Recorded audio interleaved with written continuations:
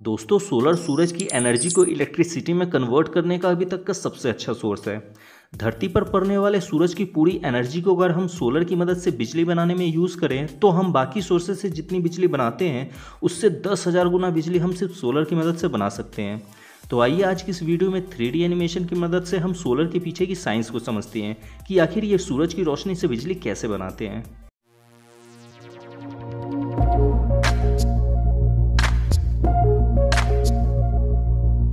Solar बिजली कैसे बनाते हैं, इसे जानने के लिए हमें पहले ये जानना होगा कि सोलर बनते कैसे हैं। एक सोलर बहुत सारे छोटे छोटे सोलर सेल्स से मिलकर बने होते हैं। सोलर सेल्स को बनाने के लिए सिलिकॉन का यूज़ किया जाता है। सिलिकॉन इस धरती पर सबसे ज़्यादा पाया जाने वाला दूसरा एलिमेंट है। सिलिकॉन को रेत से बनाया जाता है। रेत से सिलिकॉन को बनाने के लिए इसे कार्बन के साथ प्यूरिफिकेशन के प्रोसेस से गुजारा जाता है, जिससे हमें शुद्ध सिलिकॉन क्रिस्टल्स प्राप्त होते हैं। इन सिलिकॉन क्रिस्टल्स के टुकड़ों को पतली पतली पट्टियों में काट लिया जाता है, जिन्हें सिलिकॉन वेपर्स कहते हैं। एक सोलर सेल्स बनाने के लिए इन सिलिकॉन वेपर्स के एक हिस्से को पॉजिटिव और दूसरे हिस्से को नेगेटिव बनाया जाता है, जिससे इनका एक पीएन जंक्शन तैयार होता है। इन सिलिकॉन वेपर्स को पॉजिटिव और नेगेटिव कैसे बनाया जाता है, आइए इसे देखते हैं। दुनिया में 3 तरह के एलिमेंट होते हैं: कंडक्टर, सेमीकंडक्टर और इंसुलेटर। जिस एलिमेंट के माध्यम से करंट को पास कराया जा सकता है उसे हम कंडक्टर कहते हैं, जैसे लोहा और तांबा। सेमीकंडक्टर उस एलिमेंट को कहते हैं जिसके माध्यम से बहुत ही कम मात्रा में करंट को पास कराया जा सकता है, जैसे सिलिकॉन, बोरॉन और जर्मेनियम। जिस एलिमेंट के माध्यम से करंट को पास नहीं कराया जा सकता है उसे इंसुलेटर कहते हैं, जैसे लकड़ी और प्लास्टिक। अगर आप फिजिक्स के स्टूडेंट हैं तो आप ये बात जरूर जानते होंगे कि इलेक्ट्रॉन का फ्लो ही करंट कहलाता है। सिलिकॉन एक सेमीकंडक्टर है। अगर हम सिलिकॉन के केमिकल बॉन्डिंग को देखें तो इसके एक एटम के पास 4 इलेक्ट्रॉन होते हैं जो एक दूसरे से जुड़े रहते हैं, जिस कारण से सिलिकॉन एटम के पास कोई भी फ्री इलेक्ट्रॉन नहीं होता करंट को पास कराने के लिए। सिलिकॉन वेपर्स को निगेटिव बनाने के लिए इसमें फॉस्फोरस की डोपिंग की जाती है। फॉस्फोरस एटम के पास 5 इलेक्ट्रॉन होते हैं। जब फॉस्फोरस की सिलिकॉन में डोपिंग की जाती है तो फॉस्फोरस के 4 इलेक्ट्रॉन सिलिकॉन के 4 इलेक्ट्रॉन से जुड़ जाते हैं और फॉस्फोरस एटम में 1 इलेक्ट्रॉन फ्री रह जाता है। फ्री इलेक्ट्रॉन के कारण फॉस्फोरस की डोपिंग किए हुए इस सिलिकॉन वेपर्स पर निगेटिव चार्ज आ जाता है। इस तरह से सिलिकॉन का एक एन जंक्शन तैयार होता है।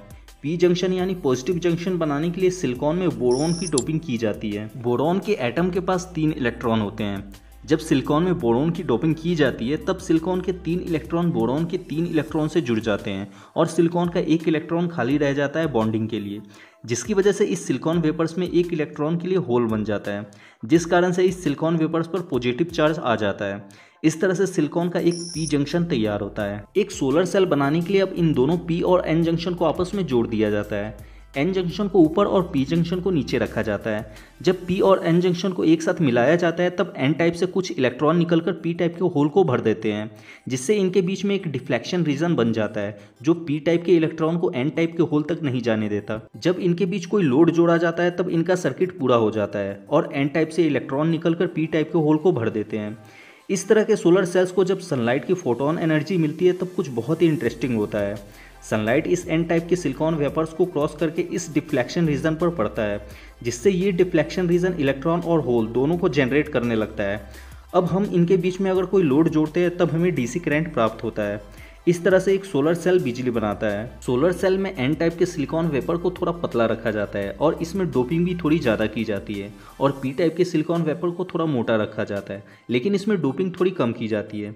ऐसा इसलिए किया जाता है ताकि सनलाइट एन टाइप के सिलिकॉन वेपर को क्रॉस करके डिफ्लेक्शन रीजन तक पहुंच सके और सोलर सेल बेहतर तरीके से काम कर सके। एक अकेला सोलर सेल सिर्फ 0.5 वोल्ट करंट ही देता है, जिससे हम सिर्फ कोई कैलकुलेटर या फिर कोई छोटी एलईडी बल्ब ही जला सकते हैं। अगर हमें कोई बड़ा डिवाइस चलाना है जैसे टीवी, फैन या किसी बैटरी को चार्ज करना है तो इसके लिए हमें एक बड़े सोलर की ज़रूरत पड़ेगी। इसलिए कई छोटे छोटे सोलर सेल्स को सीरीज में जोड़कर एक सोलर पैनल बनाया जाता है। आई थिंक अब आप ये अच्छी तरह से समझ चुके होंगे कि एक सोलर कैसे काम करता है। अगर आपको अभी भी इसमें कुछ समझ में नहीं आया है तो आप इंस्टाग्राम पर जुड़कर अपना कोई भी सवाल मुझसे पर्सनली पूछ सकते हैं। हमारे इंस्टाग्राम चैनल का लिंक नीचे डिस्क्रिप्शन में दिया गया है। वीडियो अच्छा लगा हो तो इसे लाइक कर दे, और इस वीडियो से रिलेटेड आपका कोई भी सवाल आए तो आप कमेंट में पूछ सकते हैं। और ऐसे ही साइंस और टेक्नोलॉजी की नॉलेज से हमेशा अपडेट रहने के लिए सब्सक्राइब करें द साइंस न्यूज़ को। Thanks for watching friends.